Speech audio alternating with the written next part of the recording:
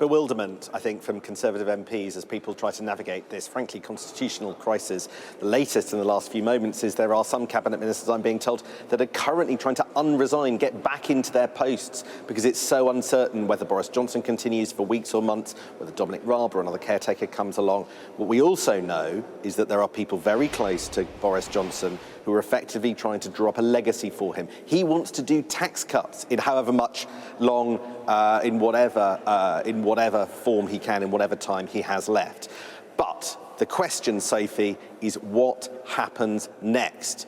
And we have some intelligence. This morning, YouGov conducted a poll of Conservative members, the people who are going to determine the next Tory leader and hence the next Conservative Prime Minister who will succeed Boris Johnson. And it has found that in pole position, the person who would succeed Boris Johnson, according to this poll, is Ben Wallace, the Defence Secretary. YouGov's Tory members poll makes clear that Ben Wallace beats Liz Truss, the Foreign Secretary, Penny Mordaunt, Rishi Sunak, who was Chancellor, and Jeremy Hunt. Liz Truss comes out second, Penny Mordaunt third, and Liz Truss, and then Jeremy Hunt way below. Clearly, some of the dozen or so names not in that poll, Nadhim Zahawi, for instance, Suella Braverman, Steve Baker, weren't polled. But Ben Wallace, the Defence Secretary who has been at Boris Johnson's side all the way through, is coming out on top. According to this Tory members poll, he would beat Liz Truss by 48% of Tory members to 29% who'd vote for Liz Truss. Just above how much he would beat Penny Mordaunt by, Rishi Sunak by a similar margin as well. This would be remarkable because Ben Wallace, he has been a long-time Boris Johnson supporter.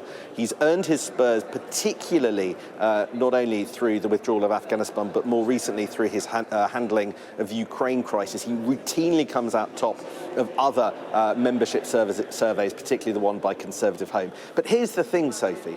That would mean that Tory members who are overwhelmingly Brexit actually are happy to consider a Remainer to succeed Boris Johnson. That's a remarkable turnaround. That tells you quite a lot about where the party is at the moment, pushing down Brexit perhaps as a priority, rising up other issues such as statesman-like leadership and ability to engage on the media. Those are the kind of qualities that Ben Wallace has been admired for by Tory MPs.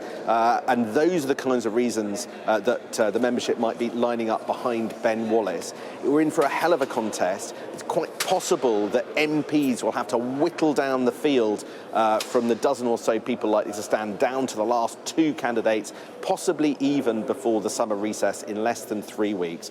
But as it stands, if those last two candidates include Ben Wallace, MPs put him through, he beats pretty much any other contender, including those who've been hard at it with behind-the-scenes leadership campaigns for some time.